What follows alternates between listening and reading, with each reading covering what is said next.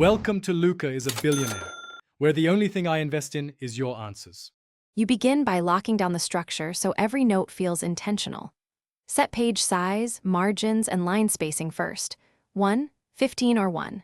5 gives breathing room. Next, choose one heading font and one body font from Google Fonts to keep contrast. Once done, define 3 paragraph styles, H1, H2, and normal, with consistent sizes and weights so headings pop and body text stays calm. This reduces visual noise and makes later decoration effortless. Now you apply visual rules that guide attention. Pick a 3-color palette, primary, accent, neutral, and apply them consistently to headings, links, and callouts. Use tables and columns to create scannable blocks.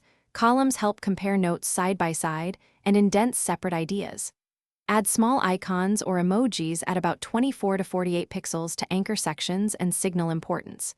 Make sure to align elements, left for text, centered for titles, so the page reads smoothly and predictably. Finish by exporting and validating. Export as PDF for consistent sharing and verify margins, embedded fonts, and link functionality. Compress images to 70-150 dpi so the file stays lightweight while looking sharp.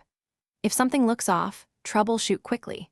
Reset styles to your saved template, clear local formatting overrides, or duplicate the master doc and rebuild the offending section. That approach preserves your aesthetic while letting you iterate without breaking the whole layout. Thanks for watching and please subscribe. It's the best investment you'll ever make.